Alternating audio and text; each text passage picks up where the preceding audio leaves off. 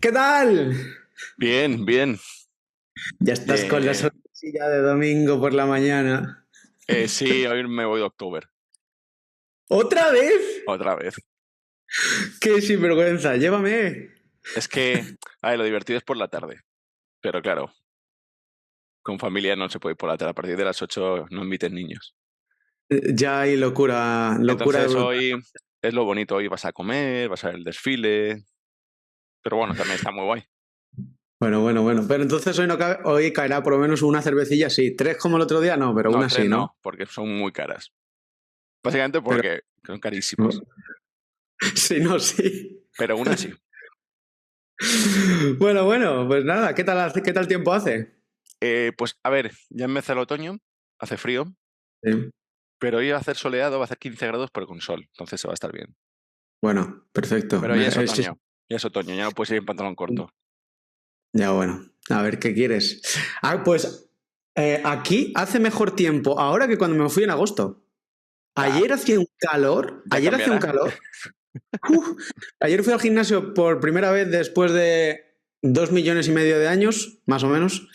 ¿Qué ha Y pasado? ¿Has perdido una apuesta o qué? no, pero te puedes creer que he pagado un año completo de un gimnasio y fui el primer mes y ayer y esta semana es la última del año. Es Sí, decir, me lo creo, A me lo creo. partir, de, a partir de noviembre ya no tengo que volver a pagar otro año o irme a otro gimnasio. Así que fíjate el tiempo que llevo sin ir al gimnasio. Pues es que si no te gusta el gimnasio, haz otro deporte, yo qué sé, puedes salir a correr, andar.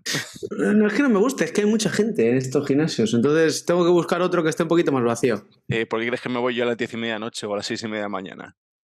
Claro, Porque me totalmente, gusta? No, porque es que no se puede entrenar de otra forma. Es así. totalmente, totalmente. Bueno, ¿qué tal se presenta entonces aparte el domingo y la semana? La semana Hoy, que, la semana que viene se presenta movidita, pero bueno, como siempre, como bueno, de costumbre, es que ya es octubre, ya la gente ya ha vuelto a 100% de vacaciones, ya el fin de ya, año está ahí, entonces hay muchos proyectos, muchas historias que cerrar. ya hay mucho jaleo. Sí. Bueno, pues a darle duro. Vamos nosotros hablando de opciones hoy sobre lo que habíamos prometido. Cómo vender, si es que podemos vender puts en cuentas pequeñas aproximadamente de unos 10.000 euros para abajo, ¿vale? Por poner, sabéis que nos gusta ser prácticos. Aquí la teoría la dejamos para otro y vamos directamente al meollo. Oye, estos son los números, esto es lo que hacemos y esta es la referencia. No, siempre os vamos a intentar dar una conclusión bueno, algo palpable para que podáis salir de lo que estáis viendo en el vídeo y tomar vuestras decisiones en base a datos y números, no en base a lo que, bueno, nosotros o creáis que nosotros creemos y todo este tipo de cosas. Si te parece, vamos a darle, comparto la pantalla, Vamos, un segundín, pam, la tengo aquí, vale. me estás enseñando la de presentador, por cierto. Uy, un segundín, que cambio. A ver, ¿qué está pasando aquí? ¿Dónde está mi pantalla? Un segundín, perdón. Sorry, my friend. Dale presenta el programa más que pantalla, yo creo. A ver, dale. Ahora sí. Venga. ¿Ahora, ahora sí? Esto hay que estar muy atentos porque todo el mundo empezamos con cuentas de menos de 10.000 euros. Y ojalá me hubieran dicho a mí esto cuando empecé. Exactamente. Más que nada porque la curva de aprendizaje hubiera sido muchísimo más pequeña. Claro, el problema principal cuando empiezas es que no sabes, primero es todo nuevo, como cualquier negocio. Si es un primer día de camarero, no sabes cómo coger la bandeja, no sabes cómo llevar 3 platos en 2 manos, no sabes cómo gestionar el tiempo para que te sea más productiva la tarea. Pues cualquier de mecánico, pues imagínate la curva de aprendizaje que tiene un mecánico, yo qué sé, banquero, da igual. En esto es exactamente lo mismo. Tenemos que saber cómo funciona el negocio. Y el problema que tiene la gente cuando empieza, por eso ponemos cuentas en menos de 10.000 euros, porque yo creo que es una cifra razonable, Es una es que cifra no sabe. grande, pero tampoco es muy grande y se puede recuperar, que si lo pierdes, no quiebras en tu economía doméstica. Por eso es interesante ese número. Claro, aquí dependerá un poco de quién nos esté viendo. Yo entiendo que la gente que nos esté viendo y que vea este canal, aprovecho para deciros que, bueno, gracias porque somos casi 200, de 200 seguidores. Si os gusta, darle like, suscribiros, pasaros por la página web, dejarnos un correo, un comentario a Carlos o a mí y estaremos encantados de ayudaros y de contestaros y de charlar. Pero claro, yo entiendo que la gente que nos ve no es la gente que ve otro tipo de programas de entretenimiento, ¿no? La gente que nos ve, supongo que son ahorradores, que ya han hecho sus pinitos en sus inversiones, que ya tienen ciertas cosas en su economía y que sus más y sus menos, habrá quien pueda mucho más de 10.000 y habrá quien no llegue a 5.000 o a 2.000 o a 3.000, pero estamos en esa onda. Y si os seguís en el mundo de las inversiones, si seguís en el mundo de la economía, sobre todo si sois jóvenes, pues llegará el momento en el que sí que tengáis 10.000. Ahora puede parecer un mundo, pero podréis tener 10.000, 100.000, 200.000, 300.000, los que sea, ¿no? Yo creo que todo llega. Todo llega, que nos lo digan a nosotros. Que yo empecé con 1.000 euros en el 2013 y parecía un mundo 10.000, 100.000 y bueno, ahora gestionamos patrimonios mayores, ¿no? Pero el inconveniente de empezar pues es que siempre cuesta, es también que las posiciones cuando son beneficiosas, cuando sale beneficio, tampoco nos van a sacar de pobres, como se suele decir. Entonces yo creo que lo más importante aquí es tener clara la teoría, aplicada a la práctica y comenzar a hacer los primeros pinitos siguiendo estos índices y yo creo que estas líneas, porque al final es importante saber dónde estamos y saber qué es lo que estamos haciendo y qué es lo que podemos esperar. Sobre todo, luego pasará lo que pueda pasar. Cometeremos errores, la liaremos al abrir una posición, abriremos y cerraremos cuando no tiene que ser. Pero yo creo que a la hora de abrir posiciones y a la hora de gestionar, que esto es todo lo que intentamos hacer en Opción Delta, ponerlo todo en conjunto, los vídeos de cómo gestionar el riesgo, estrategias, venta de puts ahora, pues todo esto al final, si nos vais viendo permanentemente, pues llegará el momento en el que todo encaje, ¿no? Que todo os encaje en la cabeza aunque seáis nuevos. Entonces, bueno, no enrollo más. Vamos a comenzar. ¿Cómo vender en cuentas pequeñas? Es decir, menos de 10.000 euros. Y Carlos, te quiero lanzar primero una pregunta. A ver. Si tú comenzases, si fueras una persona nueva dentro de las inversiones, alguien que no está viendo de nuevas, que no haya visto ningún programa nuestro. Bueno, o a lo mejor que estás invirtiendo en buy and hold y quieres decir, bueno, pues estos 10.000 eurillos voy a invertirlos en otros instrumentos, como pueden ser las opciones, ¿no? Exactamente. Hacer el primer toque en las opciones, ¿no? Venga. Desde nuestro punto de vista, pues es mucho mejor que buy and hold. Ahora veremos también con un research, pero si tú fueras una nueva persona que está invirtiendo 10.000 euros y solo pudieras elegir un subyacente para operar en este año siguiente, ¿cuál sería? ¿Cuál escogerías de todos los subyacentes que operamos? A ver, es que esto es pregunta trampa, porque si soy nuevo no conocería ningún subyacente, básicamente. Vale, pero... Quiero decir, al final, sabiendo lo que sé ahora, pues claramente exactamente. El SPI. Si fueras nuevo, pero sabiendo lo que sabes. Yo creo que eso es lo que quiere saber la gente. El SPI. Yo empezaría por el SPI. ¿Por qué? Porque es grande, no es enorme y están pues las 500 empresas de Estados Unidos. Tiene mucha liquidez, tiene mucho volumen, tiene muchos días hasta expiración, muchas expiraciones, perdón. Yo creo que empezaría por ahí. La palabra clave la has dicho. No por Santander, como hicimos. Exactamente. Bueno, nosotros veníamos de otras estrategias y que había mucha más liquidez y las opciones se quedaban cortas, ¿no? Pero en las acciones sí. Claro. Pero tú lo has dicho bien. SPI, yo creo que también escogería S o triple Q o algo así porque por liquidez, porque tienen mucha liquidez, porque tienen muchas expiraciones, porque no se mueven, no están, no tienen el riesgo de que tiene una sola empresa. Que pueda moverse locamente arriba o abajo cuando presenta resultados cada trimestre. Es decir, SPI yo creo que también empezaría por ahí. Vamos a verlo. Los puntos claves de hoy. Vamos a hacer una leve introducción de qué es vender puts y de dónde estamos. Vamos a ver qué activos podemos seleccionar para que sean lo más adecuados para una cuenta de menos de 10.000 euros. Ay, perdón. La elección de esos strikes. ¿Qué strikes podemos escoger? ¿Cuáles son los más óptimos? ¿Cuáles son los que no solamente se gana más, sino los que se pierde menos? También los que se utiliza menos capital al entrar. Vamos a ver unos estudios para, como decíamos, ir al kit del meollo y enseñaros la práctica y qué es lo que sucede. Y luego veremos unas conclusiones para que al que le queden dudas de cómo ponemos todo lo anterior en orden, pues hacer como un resumen ahí en global.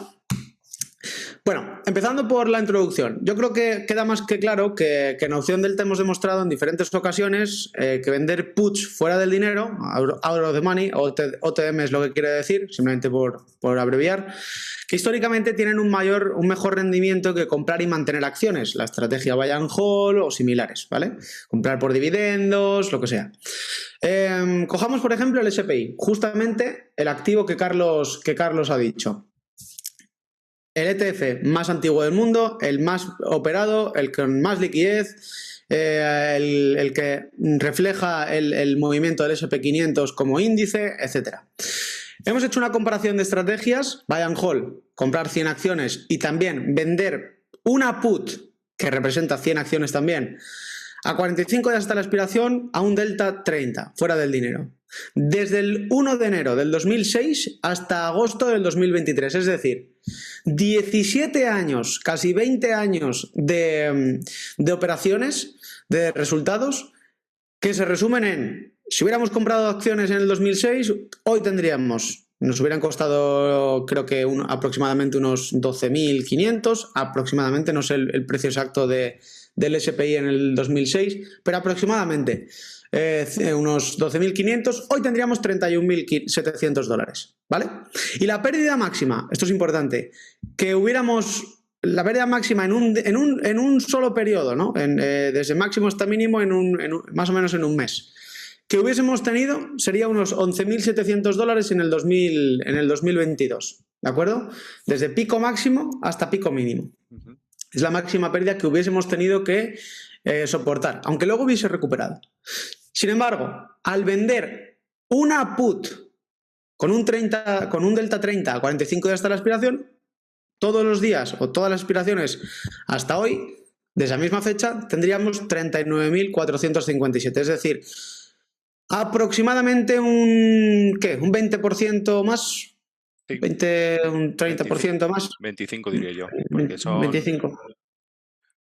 Sí, 25% más. Es bastante. Estamos hablando 30-40, más o menos. La diferencia, esos 10.000 dólares. A ver, son 8.500 dólares. Esto se calcula un momento. Tú sigue hablando, yo te lo digo. Más o menos. Lo más importante es lo siguiente. Primero, ganamos más, pero ¿cómo lo hacemos? Asumiendo una pérdida menor. En este caso, la pérdida más grande fue en el 2020 por obvios motivos. En el 2022 el mercado cayó más, pero cayó más lento, cayó a lo largo del año. En el 2020 cayó en un mes. Entonces, esta pérdida pues seguramente se hubiera realizado en febrero del 2020. Para que veáis un poco cuál es la diferencia entre ambas estrategias. Entonces, un 24,4% más. Perdona que te interrumpa. Sí, no, perfecto. Un 25%, lo que estábamos diciendo. Ok. Vender puts fuera del dinero no solamente tiene mejores resultados con menos riesgo, sino que también utiliza mucho menos capital. Ahora lo veremos.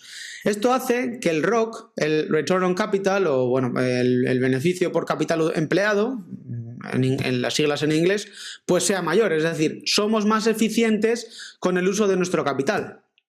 podemos emplear el capital restante para otras cosas o dejarlo en cuenta sin utilizarlo y que nos paguen intereses por ese cash, ¿vale? Entonces, visto lo anterior, ahora, no obstante, las opciones son instrumentos apalancados y algunos subyacentes pues tienen precios altos, obviamente. Hemos cogido uno muy concreto, pero hay miles. Entonces, vamos a ver cuál podemos escoger. Porque algunos pueden no ser adecuados para cuentas pequeñas por una cuestión de gestión de riesgos. Por ejemplo, el SPX es lo mismo que el SPI, pero directamente el índice no es un ETF y vale 10 veces más. Es decir, ya no vale como ahora el SPI 430, vale 4.300 por acción. Si cada contrato de opciones tiene 100 acciones en su interior, el valor nominal total de esa posición será de más o menos unos 430.000 dólares. Es decir, ese es el riesgo máximo si se fuera a cero. Es algo que yo creo que no va a pasar, ¿no? Pero nunca podemos decir que nunca va a pasar algo, pero es históricamente muy difícil que suceda. Entonces, si el SPX se va a cero, hay otro tipo de problemas. Hay otro tipo de problemas más que el perder 10.000 euros en una cuenta. Entonces, el problema de aquí es que un pequeño movimiento de más o menos un 2,5% haría que perdiésemos toda la cuenta si tenemos una put corta. ¿Por qué pongo ahí tantos asteriscos? Bueno, porque depende también un poco de dónde hayamos abierto nuestra put. Si nuestra put la hemos abierto a un delta y está muy por debajo, un 2,5% no nos va a hacer perder nuestra cuenta. Es decir, aquí estoy reflejándolo en si comprásemos las acciones o si abriésemos una put corta a dinero, eso es, o en el dinero. ¿De acuerdo? Si la ponemos más abajo, pues obviamente amortiguaremos mejor la caída y no nos afectará tanto la cuenta. Pero para que veáis un poco más o menos la magnitud, ¿de acuerdo? Porque ha habido ocasiones como en el 2020 en el que no es que haya bajado un 2,5%, es que ha bajado a lo mejor un 15% de manera instantánea. Entonces, no es lo normal, pero puede suceder. Entonces, el problema de esto, a donde quiero ir, es que hay activos que son demasiado grandes para operarlos con una cuenta pequeña. Y eso vamos a ir ahora a ver qué activos serían los indicados o qué reglas tenemos que seguir para poder elegir los mejores activos para una cuenta de 10.000 o menos. Eso es a lo que quiero ir. Entonces, ¿qué subyacente? Dime. La pregunta que hay ahí. Exactamente. ¿Qué subyacentes son los más adecuados para abrir puts cortas en cuentas pequeñas? Y sobre todo, ¿cómo escogemos los strikes? También, por un motivo de utilización más eficiente del capital, menor riesgo, mayor rentabilidad, etc. Tenemos que poner todo en conjunto. Bien, en materia de selección de subyacente, aquí tenemos que ver que cuando seleccionamos un subyacente hay que tener en cuenta dos cosas. Primero, ¿qué tipo de activo es? No es lo mismo un ETF que una acción, que un índice, que un futuro sobre petróleo, etcétera, ¿vale? Entonces tenemos que ver qué tipo de activo, porque eso nos va a dar el perfil de riesgo. Por regla general, las acciones son más volátiles que los ETFs y que los índices. Entonces, si escogemos una acción que vale 200, podemos esperar mayor riesgo que si escogemos un ETF que vale 200. ¿Por qué? Porque una acción, pues obviamente tenemos el riesgo de la acción, de que la empresa vaya mal, de que presente resultados, todo lo que hemos visto antes. Tiene más volatilidad. Sin embargo, un ETF sobre un índice, pues al final tiene un montón de acciones en su composición y se comporta, digamos, más noblemente, menos volátil. Un ejemplo de esto podría ser el ETF, el SPI, que son 430, o Netflix, que también está a 400. Netflix un día te hace un más 10%, un menos 20% y tal cual. No, lo hemos tenido estas 2 semanas. Creo que yo no sé si ha llegado ni siquiera a 2 semanas. Netflix estaba alrededor de 480 y está ahora mismo en 380, $100 por debajo. Eso, a no ser que se esté cayendo el mundo, raramente lo ves en SPI. $100 en una semana en el SPI, ni de broma. Entonces, hay que tener en cuenta el tipo de activo, lo primero, por una cuestión de gestión de riesgo. Y luego, también otra cosa más importante, una vez ya hayamos escogido el tipo de activo, es qué valor nominal tiene ese activo. Podemos escoger una acción que valga 35, que su valor nominal al final, el riesgo de cartera total, si se va a cero, son pues $3.500. Va a suponer, sí, un 35% de una cartera de 10.000, pero no es lo mismo que algo que valga 40 y tantos mil, como en el caso de Netflix, ¿vale? Entonces, primero, por tipo de activo y luego por valor nominal total. ¿Qué quiere decir valor nominal total? Pues lo que hemos dicho, precio de la acción o precio del activo, el ETF, la acción, el futuro, etcétera, por las 100 acciones que tiene cada contrato de opciones. Al comprar puts cortas desnudas es simplemente la put corta sin agregarle ningún spread, ninguna operación alternativa, solamente la put vendida. Idealmente vamos a escoger un activo cuyo BNT, valor nominal total, sea inferior al capital del que disponemos en cuenta. Esto nos va a facilitar mucho la gestión de riesgo y nos dará más flexibilidad, esto también es importante, a la hora de ajustar posiciones. En caso de no ser posible, pues siempre es recomendable seguir los siguientes criterios. Como estaba diciendo antes Carlos, si tuviéramos una cuenta de 10.000 euros, quizá si solamente operáramos un activo, escogeríamos el SPI, pero el SPI tiene un valor nominal total de unos 43.000 dólares. ¿Qué nos estamos perdiendo aquí? Pues nos estamos perdiendo lo siguiente. Podemos coger esta tabla, la primera de arriba, como punto de referencia. Si vamos a operar un ETF o un índice, válgase pues SPI o SPX, bueno, SPX hemos dicho que no, pero XSP, que es exactamente lo mismo, pero en mini, 10 veces menos, pues podemos escoger algo, un activo, que valga como mucho, más o menos, estos no son reglas de, si os salís de aquí la vais a liar. Es algo que tenéis que valorar y tener en cuenta y son pues simplemente unas líneas que es conveniente seguir, que luego obviamente hay diferentes casos. Pero en el caso de ETFs o índices, como decía, vamos a intentar escoger algunos que tengan un valor nominal total de menos o igual 4 veces nuestro valor de cuenta. Por ejemplo, si tenemos una cuenta de 10.000 euros, pues que el valor nominal total de ese activo sea de 4, es decir, 40.000. Pues el SPI más o menos encajaría, el triple Q, etc. Idealmente vamos a escoger más pequeños, pero como mucho podemos tener ese punto de referencia. En el caso de las acciones o, por ejemplo, futuros sobre materias primas, en el caso del petróleo, que se mueve también una barbaridad, está apalancado por 1.000, no solamente por 100, pues en ese caso, idealmente tendremos como mucho un valor nominal total de 2 veces la cuenta, de 20.000 en este caso, en vez de 40.000. ¿Por qué? Pues lo que hemos dicho, por una cuestión de volatilidad y de gestión del riesgo.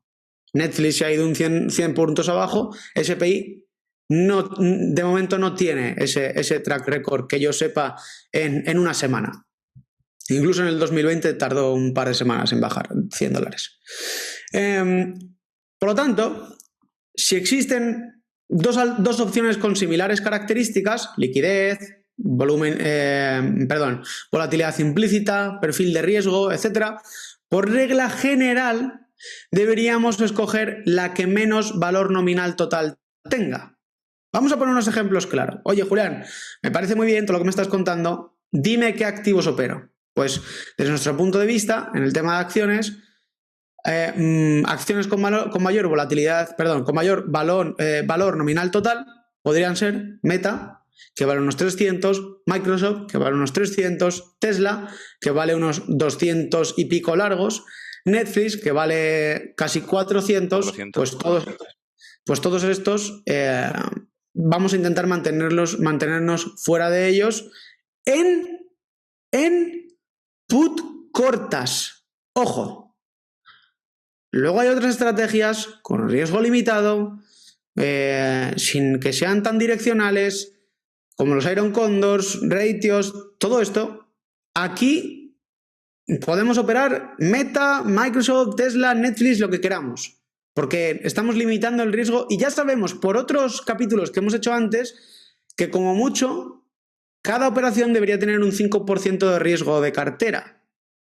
Si estamos operando directamente con un riesgo limitado, podemos poner ese 5% como mucho de riesgo de cartera por cada operación. Estamos hablando de puts cortas, desnudas, en cuentas pequeñas. Entonces, ¿qué sería más interesante, por lo tanto, operar cuando operamos acciones Para puts cortas, pues por ejemplo Apple, que vale unos 180, sí que sería un poquito más alta de lo que nos gustaría, pero ahí está en ese entorno del por 2. Amazon, que vale unos 130. Google, que vale unos 130. Coin, que vale unos 70, también tiene una volatilidad implícita muy buena, tiene unas primas también muy buenas. AI, que también es más volátil, es una acción mucho menos consolidada que las anteriores, pero también vale una décima parte de lo que vale, por ejemplo, Meta. Entonces, pues estamos poniendo menos capital en riesgo. Con respecto a los ETFs, pues podemos operar SPI, Triple Q, IWM, Dow Jones, XOP, lo hemos dicho. ¿Podemos operarlos? Sí. Pero podemos ver otras alternativas que tengan un valor nominal total menor. Por ejemplo, UPRO, que es un ETF que refleja el movimiento del SPI multiplicado por 3, porque es apalancado, pero vale 40 y poco, 42, 43. Entonces podemos abrir, en vez de 10 contratos, podemos abrir 2. Por lo tanto, estamos paliando ese riesgo. Triple Q, exactamente lo mismo. Vale 10 veces menos que el Triple Q. XLE, pues también lo mismo, vale bastante menos que el XOP, no vale la mitad, pero bastante menos. KRE también vale unos 42, pues tiene unas primas bastante buenas, ahora un poquito peor de lo que las tenía en marzo, pero también el riesgo de cartera es mucho menor por cada operación. Con respecto a los índices, pues en vez de operar el SPX, que vale 4.300, operar XSP, que es lo mismo, pero en versión mini, y vale 430, 10 veces menos. En vez de operar un futuro sobre el ES, pues operar el micro ES, el MES. En vez de operar un futuro sobre petróleo, CL, operar un micro CL. Obviamente, el potencial de beneficios es menor, pero es que el riesgo también es menor. Y sobre todo, el capital que vamos a utilizar también es menor, que es lo que buscamos. ¿Vale? Pues simplemente por tener unas ideas. Hay muchos más, pero por poner algo. En la selección de strike, ¿qué tenemos que tener en cuenta? Pues como sabemos, con las opciones tenemos la ventaja de que podemos poner aquí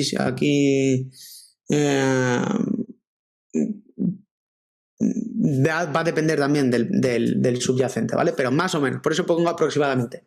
Con la ventaja de tener que poner aproximadamente un 20% o menos, en algunos casos más, pero por regla general si es un ETF será menos, del precio del subyacente, podemos sacar partido de esta estrategia en cuentas con una cantidad de capital limitado, por ejemplo de 10.000 euros o menos. Ahora bien, en el siguiente estudio vamos a analizar qué strikes es el más apropiado desde un punto de vista de reducción de margen, como hemos visto, de utilizar el menor capital posible, para analizar cuál hace un uso más eficiente del capital. Además, sabemos que una put fuera del dinero pues tiene más probabilidades de beneficio que una put a dinero. Pero también tenemos que tener en cuenta que vamos a recibir menos crédito por esa put. Entonces, ¿qué es mejor desde un punto de vista de rentabilidad-riesgo? No solamente desde el riesgo, ni desde el punto de vista de rentabilidad. ¿Qué es lo que mejor nos conviene desde ambas perspectivas? En una cuenta pequeña. Perdón. Vale. Vamos a verlo con un estudio. Primero, el SPI. Vamos a ver 4 subyacentes. SPI. Hemos hecho en todos lo mismo. Una venta de put de SPI en este caso a 45 días hasta la expiración en todos sus ciclos, desde el 2006 hasta el 2023. Se han utilizado un total de 439 operaciones por cada delta. Es decir, 439 operaciones para delta 16, 439 operaciones para delta 30, 439 operaciones para delta 50, que es el a dinero. Vale, por aclarar, no se ha salido antes de tiempo, siempre hemos aguantado hasta el día de la expiración, ¿vale? Que eso es importante. Exactamente, aquí no hemos tenido en cuenta todo lo que hacemos en opción delta. Esto es una cosa automática. Eso es, vender automáticamente. Sea cual sea el movimiento del mercado, sea cual sean las condiciones. No hemos tenido en cuenta la gestión al 21 días. No hemos tenido en cuenta coger beneficio al 50% del beneficio máximo del crédito que hayamos cogido. No hemos tenido en cuenta abrir posiciones cuando hay una volatilidad implícita alta. Las hemos abierto tanto si era alta como si era baja. Aquí hemos hecho lo más fácil que una persona podría hacer, que es abro una put corta y me olvido. y me olvido para ver cómo hubiera respondido. También por ponerlo en perspectiva con el buy and hold y no hacer cosas raras. Esto que vamos a ver lo podríamos superar los beneficios, podríamos superar los márgenes, podríamos superar las pérdidas máximas, de reducirlas en este caso, podríamos superar todo, pero por simplificar. Entonces, con un delta 16 SPI, pues hemos tenido un 96% de operaciones ganadoras. La teoría nos dice que un delta 16 en una put corta tiene que tener un 84%, pues lo hemos superado. En un delta 30 también lo hemos superado. Y en un delta 50, que tendría que tener teóricamente un 55% de ganadoras, también lo hemos superado con bastantes creces. Por lo tanto, vemos que en estos 17 años, también es verdad que en global ha sido un mercado alcista. Obviamente las put han funcionado bien en un mercado alcista. Sería diferente si estuviéramos operando en un mercado bajista, pero es que es lo que tenemos. No podemos investigar lo que no tenemos. Entonces, ahora veremos también otro caso por ponerlo en perspectiva. También podéis ver la ganancia media, la pérdida o ganancia media de cada una de las operaciones. Aquí están incluidas todas las ganancias y todas las pérdidas puestas en conjunto. Pues por cada operación, la media, ¿cuánto es de beneficio? Pues como podemos ver, cuanto más fuera del dinero nos vamos, tenemos más probabilidad de beneficio, pero también tenemos una ganancia menor. También tenemos una pérdida menor, en este caso de 6.400 con respecto a los 9.195 que tenemos en el delta 50. Pues tenemos que, cuando estamos operando, tenemos que ver cuál de las dos nos interesa. El margen también es muy interesante porque hemos utilizado aproximadamente un 20 o un 25% menos en el delta 16 que en el delta 50, pero entre el delta 16 y entre el delta 30 no hay tanta diferencia, ni siquiera un 10%. Sin embargo, por un 10% más de margen, aproximadamente un 10 o un 15% más de riesgo, no un 50 como sería en el caso del delta 50, estamos multiplicando nuestro beneficio por 2,5 veces, casi por 3. No, más de 2,5 veces, 2,75. Entonces, pues yo en este caso, asumiendo el riesgo, asumiendo el margen de mantenimiento, me iría a un delta 30. ¿Por qué? Porque hago un uso más eficiente del capital, porque el riesgo no llega a ser tan alto como el del delta 50, pero el beneficio sigue siendo alto. Al final hay que buscar un balance entre riesgo y beneficio, quiero decir. Exactamente. Si es un riesgo un poquito más alto, lo podéis ver ahí, que un 16 delta, por supuesto, y bastante más bajo con un delta 50, pero claro, la prima es mucho mejor. Fijaos que la prima es casi un 300% más que un delta 16. Es cierto que tienes más probabilidades de ganar con el delta 16 que con el delta 30, pero la prima son 3 veces más. Es decir, prima riesgo-beneficio compensa ese riesgo. Porque además la mayor pérdida, como podéis ver haciendo un backtesting, la mayor pérdida es $2.000 de diferencia. No es una barbaridad en función de la prima que puedes conseguir. O sea, claro, me parece muy interesante. Claro. El riesgo máximo, pues, es lo que hemos dicho, un 10, un 30%, un 40% más, pero estamos multiplicando las ganancias por 3, un 300% de ganancia más. Entonces, con más o menos el mismo margen, que es lo más importante. Entonces, a mí quizá no me compense operar para coger $30. Sin embargo, sí me compensa operar para coger $90. ¿Vale? Lo mismo, pero con el UPRO. ¿De acuerdo? Lo mismo, en este caso, en vez de ser desde el 2006, es desde el 2010, simplemente porque el UPRO no existía en el 2006. No existía antes, claro. ¿De acuerdo? Entonces, obviamente el número de operaciones va a ser menor, en este caso 326, y lo mismo, 45 días, todos esos deltas, dejándolas expirar, no teniendo en cuenta la volatilidad implícita. Pues como veis, el porcentaje de beneficio, el porcentaje de ganadoras es muy similar, pero aquí sí que cambia la cosa. Teniendo más o menos el mismo riesgo, incluso más riesgo los deltas 16, Y ahora me diréis, ¿por qué tiene más riesgo un delta 16 y está más fuera del dinero? Pues simplemente porque hemos cogido menos prima, ¿vale? Entonces un movimiento pues nos va a afectar bastante más. En el caso del SPI no era tanto, porque recordemos que el UPRO está apalancado por 3, entonces los movimientos son más grandes, ¿de acuerdo? El margen obviamente es menor, es 3 veces menos que en el SP500. El porcentaje de ganadoras más o menos es el mismo, más o menos, un poquito menos, pero más o menos.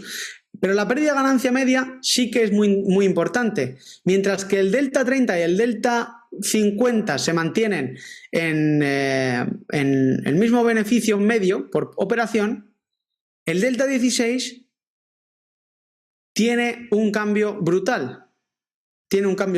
Sin embargo, el riesgo máximo en todas ellas pues sigue siendo importante. ¿A qué te refieres con un cambio brutal? Que el SPI en el delta 16 cogía $30 por acción. Sin embargo, en el UPRO se pierde por operación. No se pierde, nos quedaríamos prácticamente a cero al final del periodo, porque lo que perdemos es irrisorio. Pero no estamos aquí para perder dinero. ¿De acuerdo? Bueno. Entonces, ¿qué es lo que tenemos que tener en cuenta? Por comparar, más que el beneficio, por eso decía que riesgo-beneficio, pero también margen, ¿de acuerdo? El uso eficiente del capital. Estamos utilizando 3 veces menos de margen. Y el riesgo es la mitad en el peor de las ocasiones. De 8.000 bajamos a 4.000.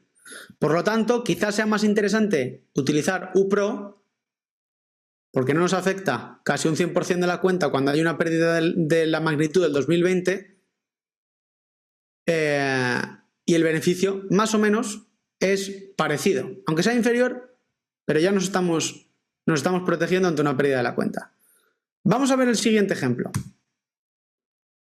Vale, pues aquí hemos hecho lo mismo pero con el triple Q, y estos son los resultados. Exactamente lo mismo que con el UPRO. No tenemos el 2006, sino el 2010, también porque no existía. Mismas operaciones, 326.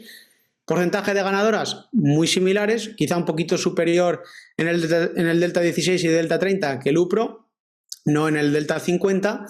Y el beneficio medio, pues aquí sí que es positivo en todas, pero fíjate la diferencia entre 16 y 30. De nuevo, con un menor riesgo que el delta 50, tenemos un beneficio pues mucho mayor que el del 16, 4 veces pero más. 4 veces más que de 16 a 30, pero ya no es 4 veces más de 30 a 50. Sin embargo, el riesgo pues ya empieza a ser más del 50% de la cartera, y sobre todo el margen de mantenimiento empieza a ser también mayor. Pero igual, volvemos a lo mismo. Aquí tenemos que tener en cuenta no solamente cuál es el beneficio máximo, sino que todo en conjunto: beneficio, riesgo y margen de mantenimiento para ellas. Y en el último, perfecto. Hemos comparado activos que históricamente desde el 2006-2010 han sido alcistas. Pero ¿qué pasa con un activo que se ha comportado de manera neutral, incluso en algunos momentos ha estado bastante bajista con respecto al punto de inicio? Por ejemplo, Ford. Pues hemos hecho exactamente lo mismo. 282 operaciones desde el 2006. En Ford se han podido hacer menos por datos o porque no hay tantas expiraciones, por lo que sea, ¿vale? Pero bueno, son bastantes operaciones, 282 en un solo activo. El porcentaje de ganadoras, como veis, en el delta 16 y delta 30 es bastante alto, pero en el delta 50 ya es inferior a los otros. Sí. Un 77%.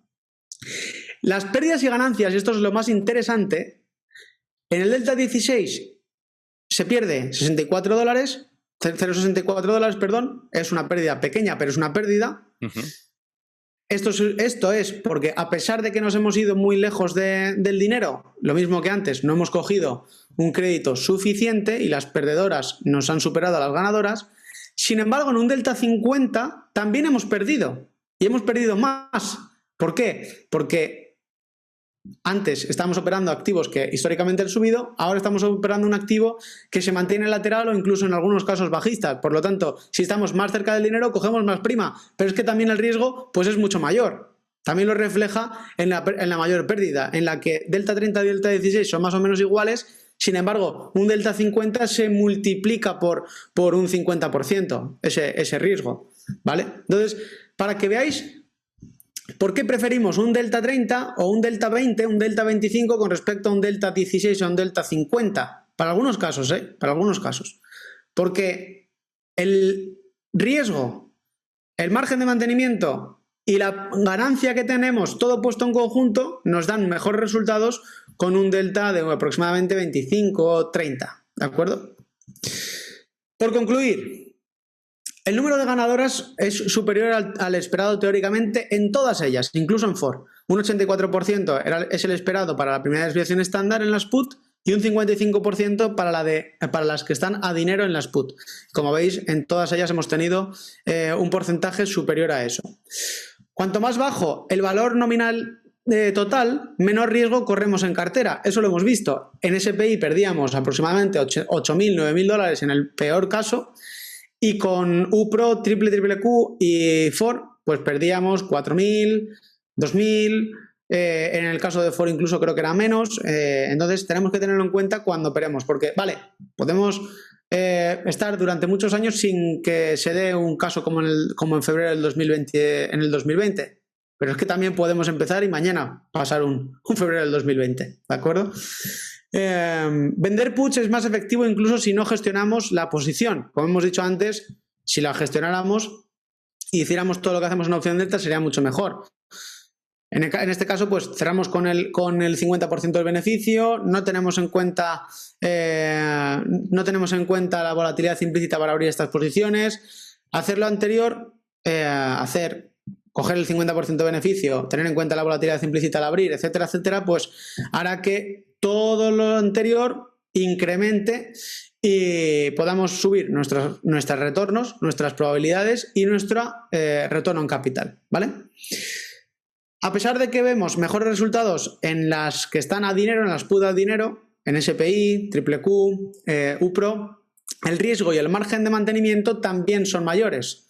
Abrir una operación fuera del dinero nos va a permitir, esto también es muy importante, ser más flexibles para poder gestionar posiciones y hacer un uso más eficiente del capital en cuentas pequeñas. ¿De acuerdo? Por lo tanto, lo que cogemos aquí de todo ello es intentar coger activos que tengan un perfil de riesgo bajo, activos que tengan, si tienen el mismo perfil, que sean con un valor nominal total lo más bajo posible, y no irse ni muy fuera del dinero ni quedarse a dinero. Estar en un delta más o menos 20, 30, 25 aproximadamente. Eso es lo ideal para operar puts en cuentas pequeñas. Pues con eso y un bizcocho, si tenéis. Eso es. Muy bien, pues muy interesante la presentación con todos los datos. Yo espero que os sirva de ayuda. Eso es, espero que os sirva, también que podáis poner en perspectiva, pues para que no sepáis cuál era el riesgo que estabais corriendo, cuál es el riesgo, para que veáis también cuáles son las rentabilidades comparadas, cuál es el margen comparado, etcétera. Y ya sabéis, si tenéis cualquier pregunta, cualquier duda sobre esto o cualquier otras cosas, equipo@opciondelta.com. En la página web tenéis ahí también un formulario que podéis rellenar. Nos podéis escribir en los comentarios de YouTube. Darle like, suscribiros, escribirnos cualquier tontería que se os ocurra, que os pase por la cabeza, y nos vemos mañana con cierre de mercado. Muy bien, nos vemos mañana y nada, paso un buen domingo. Eso es, igualmente. Chao. Un abrazo, chao.